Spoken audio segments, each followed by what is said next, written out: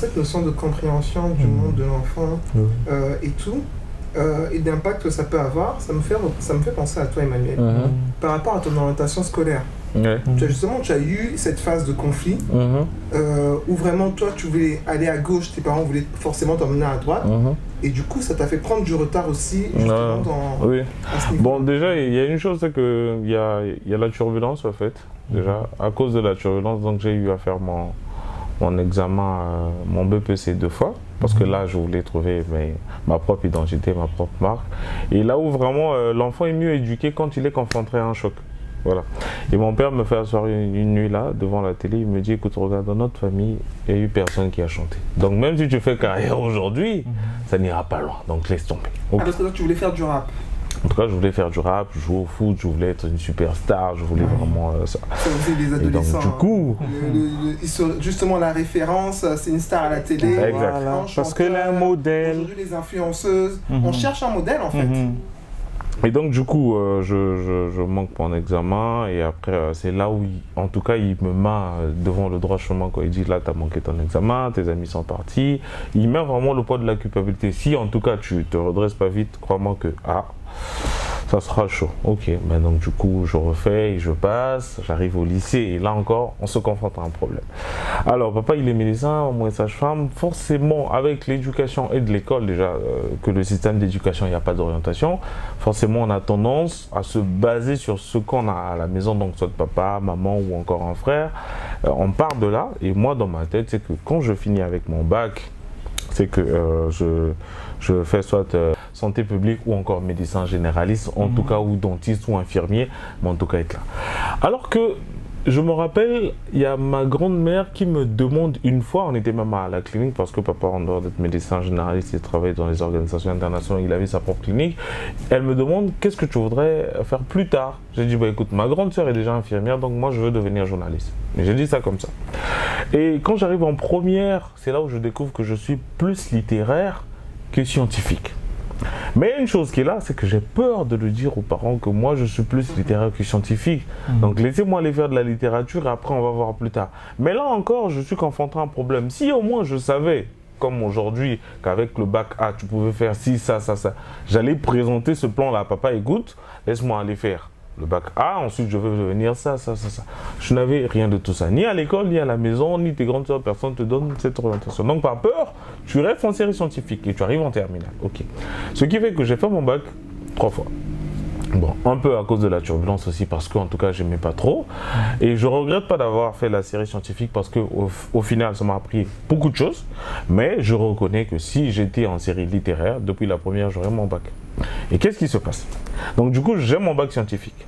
Et une fois après mon bac scientifique, on est confronté à une situation, on est sorti de la guerre, ma grand-mère vient de mourir, des situations assez compliquées. Du coup, il n'y a plus d'argent pour me faire voyager, il n'y a plus d'argent pour me renvoyer à l'université. Et donc, je fais la fac de sciences. Automatiquement, je lâche après 3 mois. Et donc, du coup, je trouve mes propres repères et je commence par le boulot.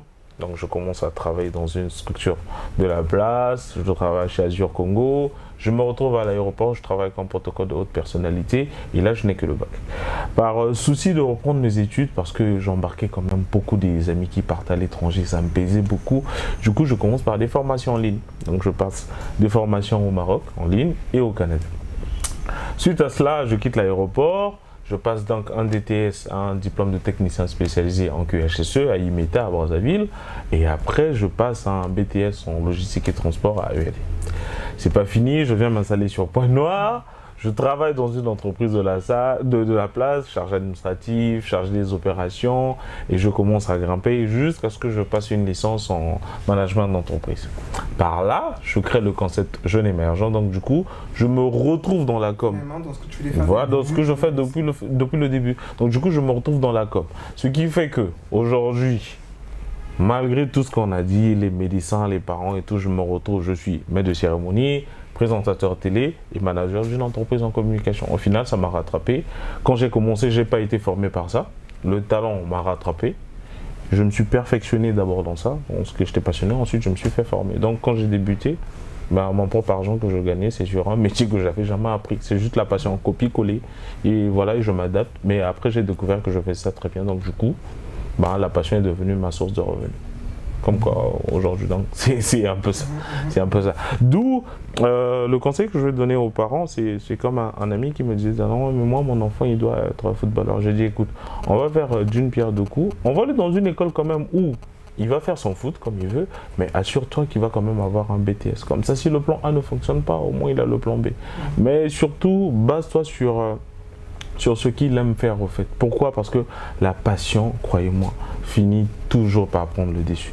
Tu vas faire 1000 ans de médecine ou je sais pas quoi, mais si toi, ta passion, c'est d'être artiste, crois-moi, un jour, tu vas prendre une brèche d'une année ou de 3 mois, tu vas sortir un album. Parce que ça va automatiquement te soulager. Sinon, tu vas mourir avec des regrets.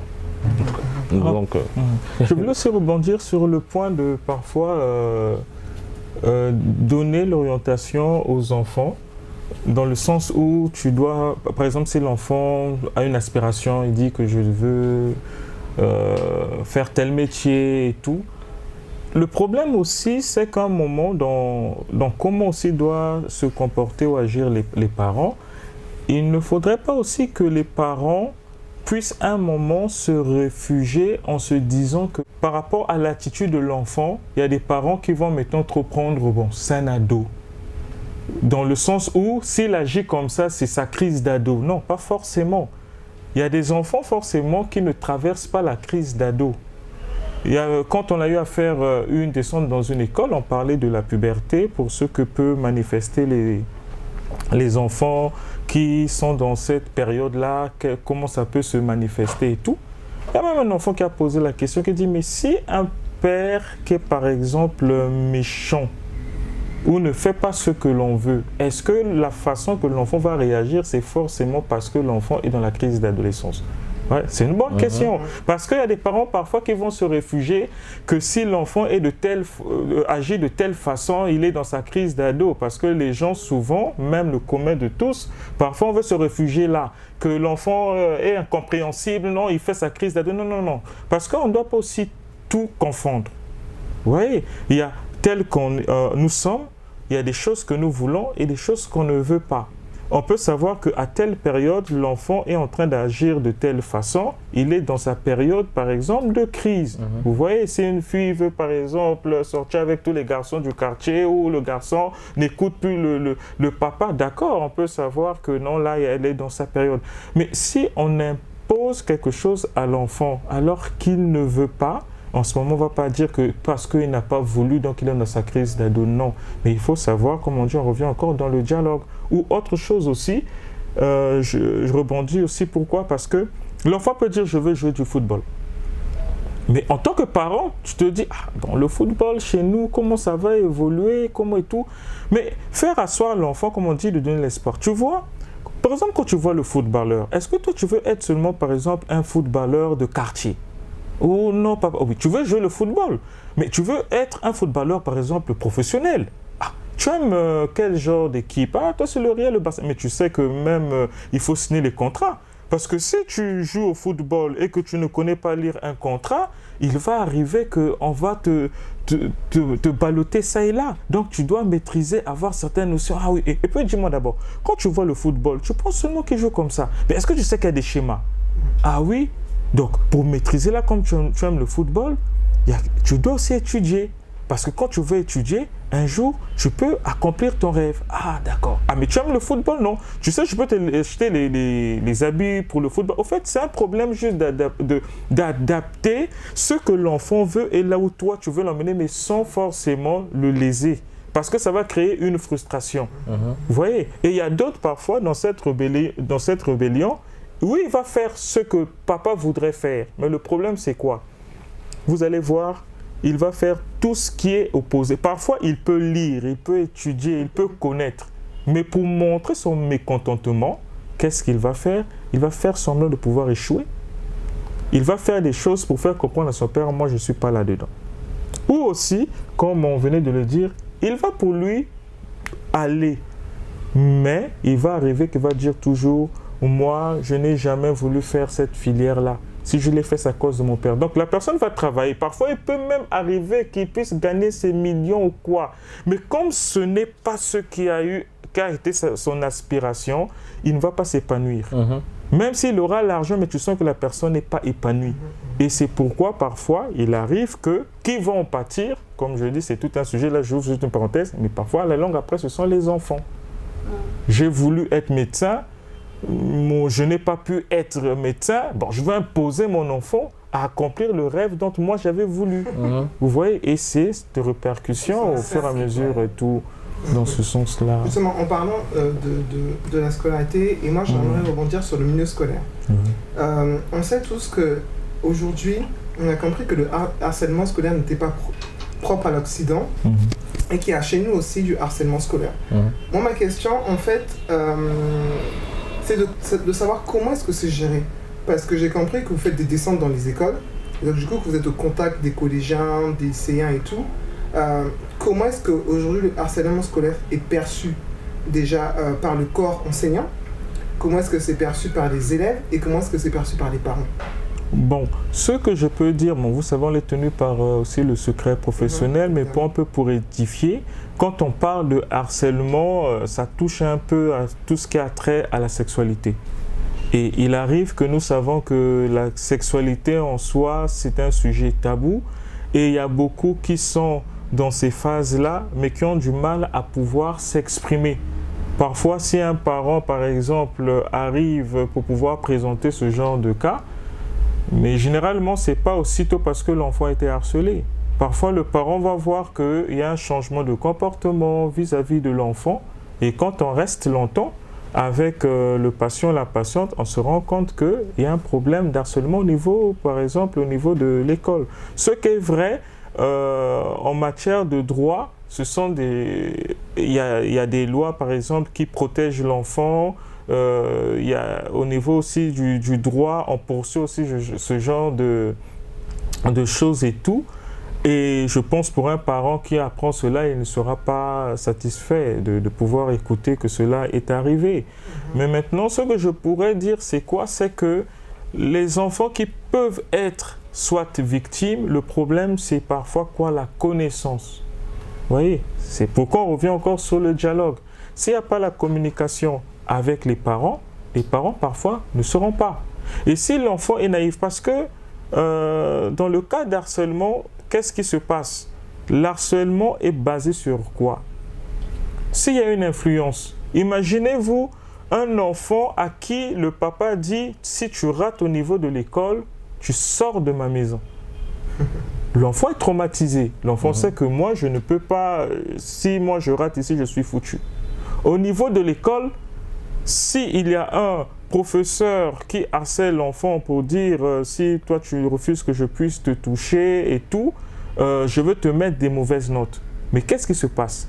D'un côté, j'ai un bourreau à la maison. De l'autre côté, celui qui est censé me donner les points, il me menace. Je fais quoi?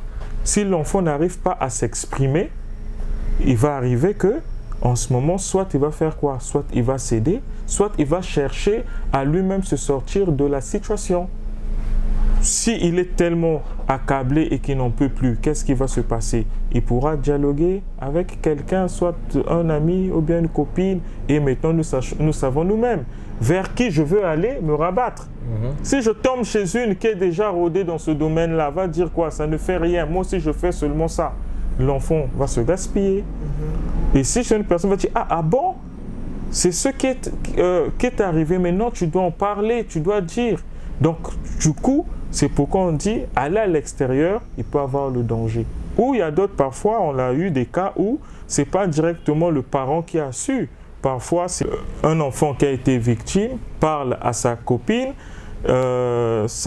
va en parler à sa mère. Ah non, mais moi j'ai ma copine qui a dit ceci et tout. Bon, la maman à qui elle a eu à le dire connaît la maman de l'enfant. Alors elle fait asseoir soit la maman ou le papa pour expliquer. Mais regarde un peu l'enfant, il y a telle chose, il y a telle chose.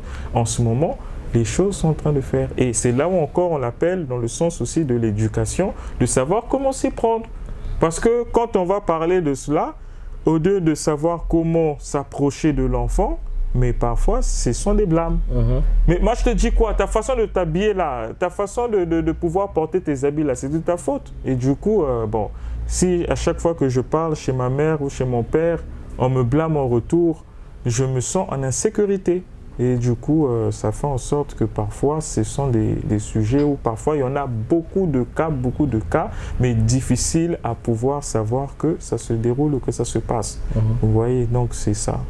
D'accord. Je voudrais juste rebondir par rapport à ça. On a parlé de harcèlement et autres, mais il arrive souvent des cas où aujourd'hui on le constate que le taux de suicide auprès des adolescents a énormément augmenté. Pour un parent, en fait, quelles sont en fait les petites alertes que le parent peut avoir pour savoir que son enfant est en train de vaquer vers ce choix de suicide? Parce que souvent, on a des parents qui vont avoir des enfants qui sont passés par là malheureusement, mais qui n'ont pas su reconnaître que l'enfant traversait une telle période. Et quand ils vont être devant ce fait accompli, vont être dans le regret, mais et pourtant, ils vont se dire, et pourtant l'enfant allait bien. Mais est-ce que dans aller bien là, l'enfant allait vraiment bien? Des fois, certains parents n'ont pas l'œil pour voir que mon enfant là, ça ne va plus, il est en train de partir. Donc, quels sont les conseils, les astuces à ça? C'est ça. Moi, j'ai justement un exemple très précis. Une jeune fille de 14 ans, famille recomposée. Donc, du coup, elle habitait avec sa mère, mais pas avec son père. Donc, elle habitait avec son beau-père. Et elle voulait sortir avec des amis. Et sa mère lui a dit non, tu ne sors pas aujourd'hui, tu restes à la maison. Elle l'a mal pris, elle s'est enfermée dans sa chambre, elle s'est pondue. Donc à un moment, elle était dans la maison et tout, mais elle n'avait même pas remarqué que du coup, l'enfant avait tellement mal perçu la chose au point de pousser, d'aller jusqu'à là, jusqu'à la pendaison. Et à chaque fois, je me dis, mais encore quand tu prends un comprimé, je veux dire, là, on peut peut-être te rattraper, mais la pendaison, c'est vraiment le truc, moi je dis, c'est le truc sans limite, quoi. C'est vraiment là. Le message fort, je ne voulais plus rester avec vous. Et du coup, elle est pertinente cette question justement concernant le suicide chez les adolescents. Voilà. Avant qu'il réponde, moi je vais également raconter une petite histoire, ça va dans le même sens. Une famille normale, mon papa, je crois qu'il était colonel, bien éduqué, les enfants, ils sont 5. La dernière fille, c'est vraiment le chouchou de la famille. Et tous les jours, c'est qu'on compte beaucoup sur elle, des trucs comme ça. Du coup, elle a cette pression-là. Elle a 16 ans, elle tombe enceinte, elle ne sait pas par où commencer, elle se donne la mort. Et du coup, même sa maman en pleurant, la seule chose qui lui venait à la bouche, c'était que tu aurais dû simplement me dire, tout cela ne serait pas arrivé. Vous voyez, donc, elle n'a pas su par où commencer parce qu'il y avait tellement cette pression-là en fait. Et elle, il y avait le poids de la culpabilité, qu'on dise qu'elle a fait honte à ses parents, alors que c'était même pas le cas, ça devait pas être dramatique. Voilà, 9 mois après, l'enfant venait au monde, elle reprenait tous ces autres-là. Mais c'est parce qu'ils n'ont pas su anticiper au fait. Et du coup, à ce moment-là, on se pose la question, comment faire pour rentrer dans la tête de l'enfant et comprendre. D'où la question. D'accord. Comment rentrer dans la tête de l'enfant? Comme vous avez dit, c'est une question pertinente, mais elle est aussi vaste. Elle est aussi vaste parce que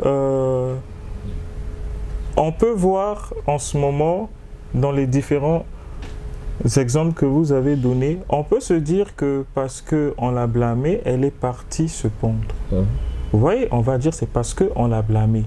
Mais il peut arriver, avant que ça puisse arriver, ça, comme on dit, il y a eu une goutte qui est tombée et puis ça fait déborder le vase. Parfois, ce n'est pas aussitôt forcément ce qui s'est passé. Voilà. Maintenant, connaître, savoir, on peut dire, ça dépend. Par rapport à la personnalité de l'enfant qui est devant nous. Vous voyez, c'est comme tout à l'heure en amont, vous avez dit qu'il faut connaître l'enfant, il faut connaître comment l'enfant réagit. Le problème, c'est quoi? Je veux répondre, mais je veux encore repartir de ce que nous sommes dit en amont. Tout à l'heure, vous avez dit comment reconnaître qu'il s'agit d'une crise d'adolescence et tout. Le problème, c'est quoi? C'est que quand on entend parler de crise d'adolescence, on va se dire c'est du genre l'enfant est bruyant, l'enfant est ceci. Pas du tout. Vous voyez, ça dépend de comment ça va se manifester. Il y a des enfants qui sont calmes. Vous voyez, pour un parent, il va se dire, oh, mon enfant, il est calme. Mon enfant ne parle pas, il ne crée pas des problèmes. Mais parfois, qu'est-ce qui se passe? L'enfant est frustré, mais sa manière, si c'est un garçon, une fille qui est timide, elle ne va pas s'exprimer comme les autres. Les autres vont parfois jouer à la rébellion, mais cet enfant va faire quoi? Ah, quand je veux parler, on me blâme, je reste. L'enfant ne va pas souvent s'exprimer. Donc, tout ce qu'elle ressent souvent va faire quoi? Elle va garder. Elle emmagasine. Ah, moi, je ne comprends pas. L'autre, on l'a fait sortir. Moi, on ne m'a pas dit de sortir. Ah, papa ne m'aime pas. Maman ne m'aime pas. Vous voyez? L'enfant fait quoi? L'enfant ne va pas dire non, pourquoi vous me refusez de pouvoir sortir, tout. L'enfant ne parle pas. L'enfant garde. Et du coup, quand l'enfant garde, le parent va se dire, l'enfant a compris, l'enfant est calme, l'enfant est docile. Mais comment la personne a perçu cela? Vous voyez? C'est pourquoi je veux faire sortir, si j'ai dit c'est vaste, parce qu'à l'intérieur, qu'est-ce qui naît? D'accord? Est-ce que quand on dit que les ados sont pratiquent le suicide, mais il y a quelque chose qui se cache là-dedans, c'est quoi? Ce sont les blessures qui naissent pendant la période de l'adolescence. Ce sont les différents. Parce que, comme j'ai dit, quand l'ado sent que moi, on ne me comprend pas, à un moment, j'en ai marre. Le papa qui est censé me comprendre, il ne me comprend pas, il me blâme, je fais quelque chose, il ne m'écoute pas. Et du coup, par rapport à sa fragilité émotionnelle, il va se dire quoi? Je me donne la mort. Vous voyez? Donc c'est pourquoi je dis que c'est profond, parce que parfois, ce n'est pas forcément parce que l'enfant traverse la crise d'ado, mais ce sont les blessures qui naissent par rapport à cette période-là. Vous voyez? Parfois, tout le temps, on me blâme. Tout le temps, je veux faire ceci, on me blâme. Pourquoi on me blâme tout le temps? On ne m'aime pas. Parce que le suicide en soi, quand la personne se suicide, ça s'accompagne de quoi? Comme vous dites, soit une certaine culpabilité, soit la personne ne s'aime pas, soit la personne ne s'accepte pas, soit la personne a le dégoût de la vie. Une personne qui peut dire, moi en tout cas, si on pouvait changer ses parents-là, on pouvait pouvoir les changer. Moi, on ne m'accepte pas. Moi, en tout cas, moi, mes parents ne m'aiment pas. Il fallait seulement qu'on puisse me laisser mourir. Il devait dire même avorter seulement. Donc, ce sont des termes, mais qui signifient que là, il y a une frustration. Vous voyez? Donc, par rapport à ces blessures-là, il peut faire en sorte que, oui, l'ado peut faire en sorte qu'il puisse se suicider. Mais maintenant, cela ne signifie pas forcément aussi que si c'est basé au moment de l'adolescence, que c'est parce que c'est lié à cette période-là. Parfois, vous allez voir que ça a commencé depuis l'enfance. Vous voyez, ça s'est installé au fait. Si depuis l'enfance, l'enfant sent que moi, je ne suis pas aimé, on ne m'écoute pas. Arrivé à l'ado, ça s'aggrave encore. Vous voyez, parce que lui, déjà, dans sa tête, s'est dit, moi, on ne m'a jamais écouté, papa n'accepte jamais ce que moi je fais.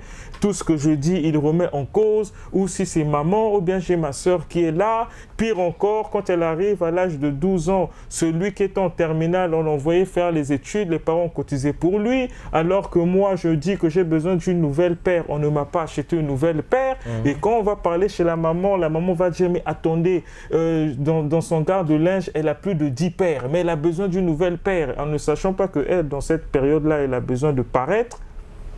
Du coup, ça crée. Mais maintenant, ça c'est dans le cas où je dis que parfois, c'est pas aussi facile de pouvoir détecter. Maintenant, il y a possibilité aussi, ce n'est pas exclu, de pouvoir savoir par rapport au discours. C'est que le problème, on fait quoi? On ne fait pas parfois attention aux mots que dit l'enfant. Quand l'enfant dit tout le temps, bien le papa, soit à sa soeur, bon, toi tu ne m'aimes pas. Tu aimes seulement les autres. Tout ce que je fais, tu ne prêtes pas attention. Ça doit déjà attirer l'attention.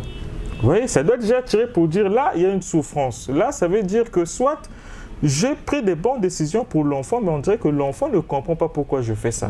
Vous voyez, toi, vous aimez seulement X. Vous aimez seulement l'autre. Moi, on ne m'aime pas. Moi, quand je fais quelque chose, on me blâme. Mais l'autre, on ne blâme pas. Ça signifie quoi? Ça signifie déjà la personne se sent que moi, je suis à côté. Moi, je ne suis pas vu. Donc, ce sont des choses qui peuvent déjà attirer par le parler ou les attitudes. Cet enfant est souvent fermé. Cet enfant est toujours dans sa chambre. Elle pense à quoi? Elle est toujours là-bas, elle est souvent seule. Mais pourquoi l'enfant est souvent seul? Est-ce qu'on a pris le temps de pouvoir dialoguer ou parler? parfois aussi, on peut commencer à parler, mais il peut arriver que l'enfant ne parle pas aussi. L'enfant va dire, ah, reste là-bas, si je te vois encore dans ta chambre, moi je veux te taper, il faut sortir. Vous voyez, parce qu'on se dit que pour résoudre la situation, c'est par la force, ou même quand on prend la douceur.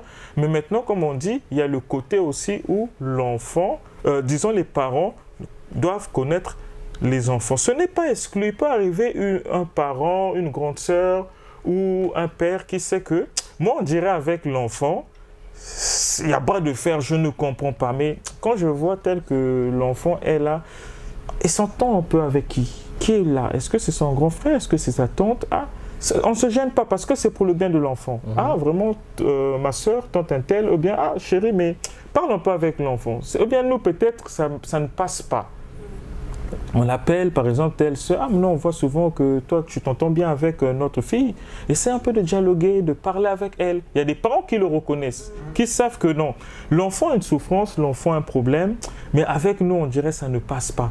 C'est libre. Ce n'est pas, au fait, quelque chose qui a manqué chez les parents, parce qu'il y a le problème là parfois d'ego, de se dire c'est comme si moi j'ai failli à l'éducation de mon enfant, aller ailleurs. Non, c'est pour le bien. Donc c'est pour dire qu'effectivement il y a des fois on peut voir qu'il y a des signaux que là l'enfant est en train de s'égarer, mais c'est surtout la solitude.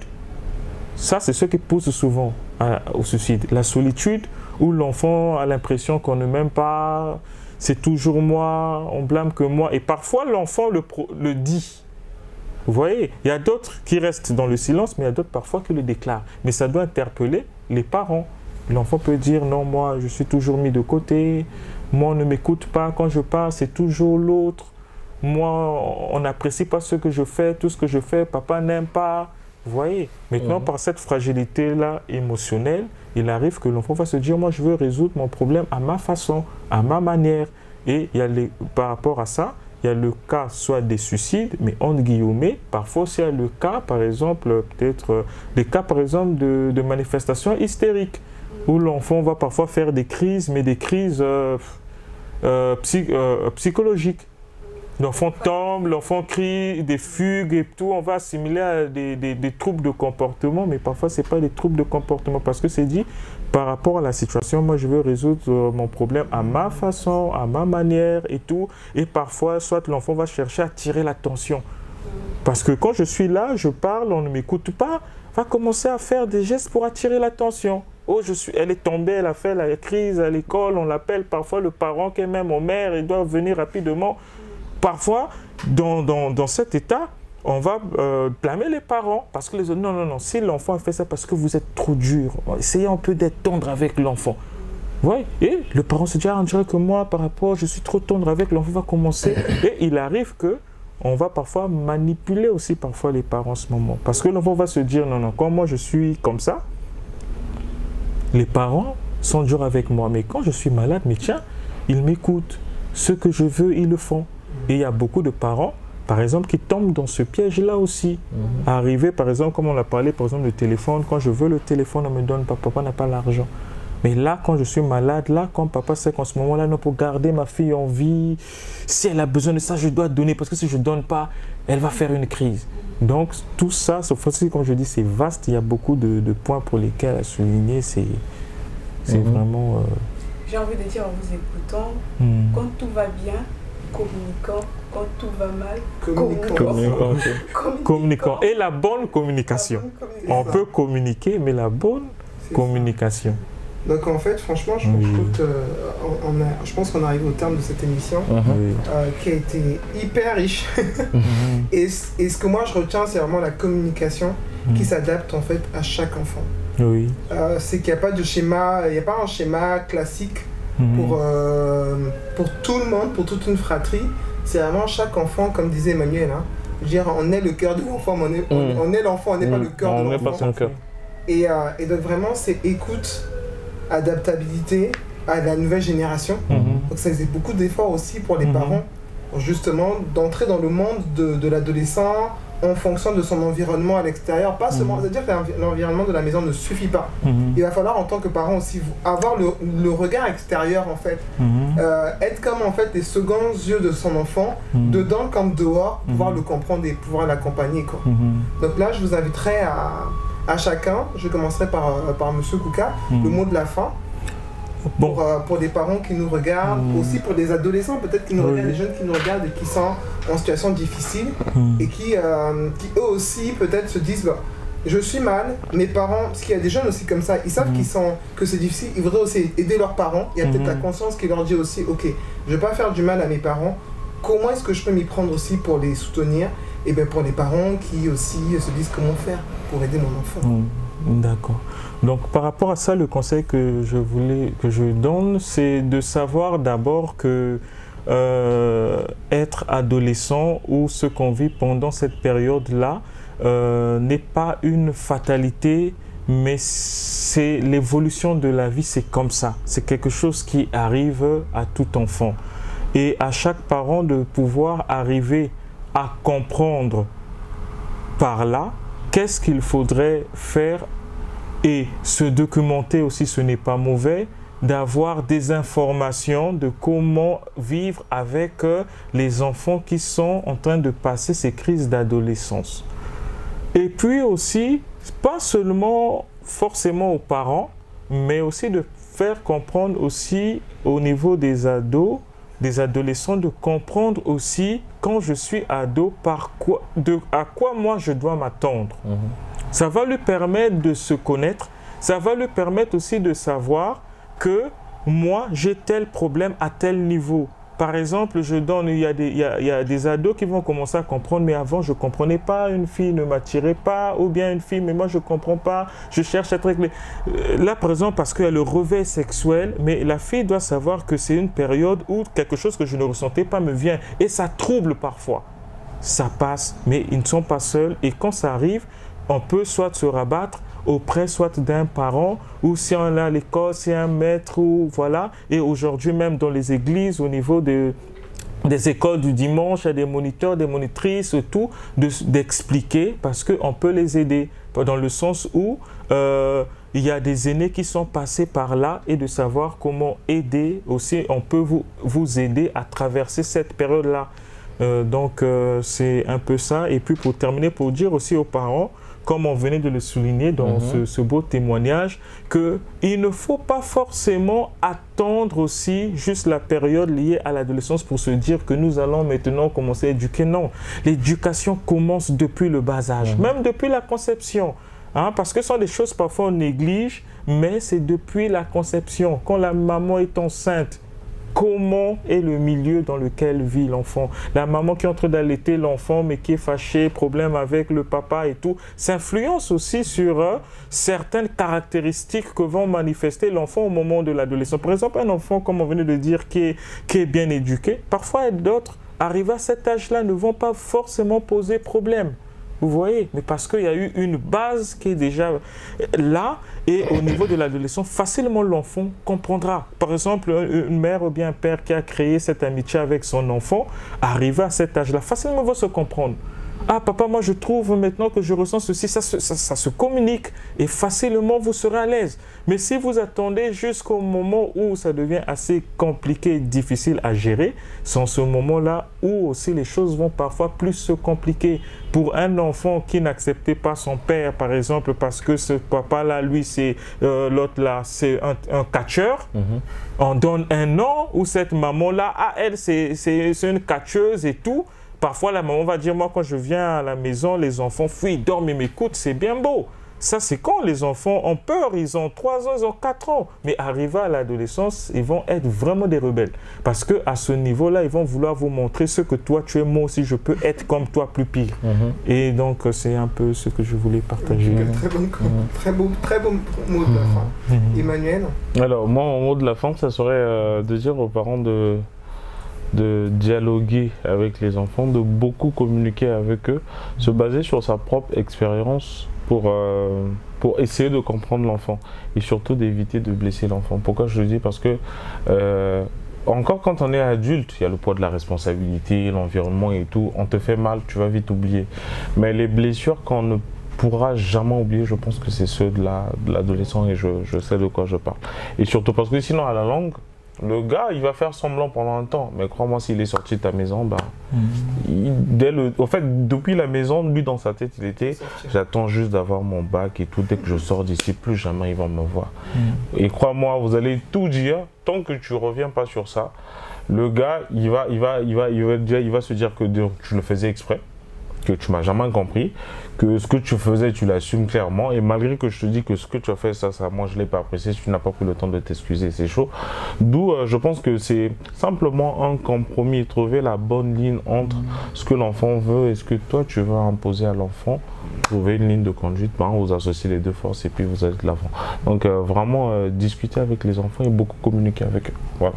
Excusez-moi parce que bon, c'est comme on dit, c'est dans le terme aussi de l'éducation. Il y a un point que soulever, comme vous venez de dire, d'aider l'enfant par rapport à son expérience. Maintenant, par rapport à cela, je voudrais juste souligner que c'est aussi en partie parfois un danger.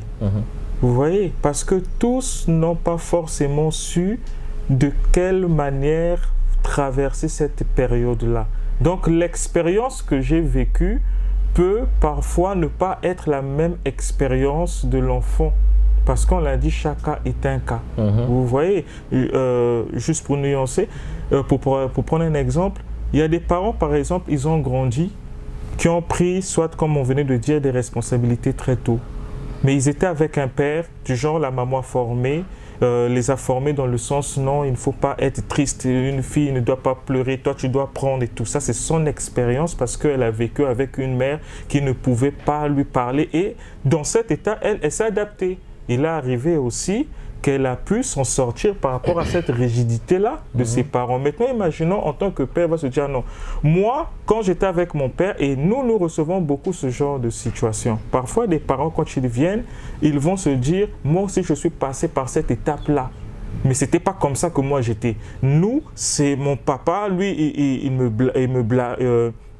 il me mettait dans un conditionnement. C'est pourquoi si moi je suis ici comme je suis, si moi j'ai pu traverser cette période-là, c'est parce que papa était rigide avec moi. C'est vrai, mais ça c'est votre expérience. Donc ne pas se dire que comme moi j'ai traversé cette expérience-là de cette façon, je veux imposer ça aussi chez mes enfants. Donc c'est vraiment pour dire que oui, on peut avoir cette expérience-là, mais de savoir que mon expérience n'est pas identique à celle de mon enfant.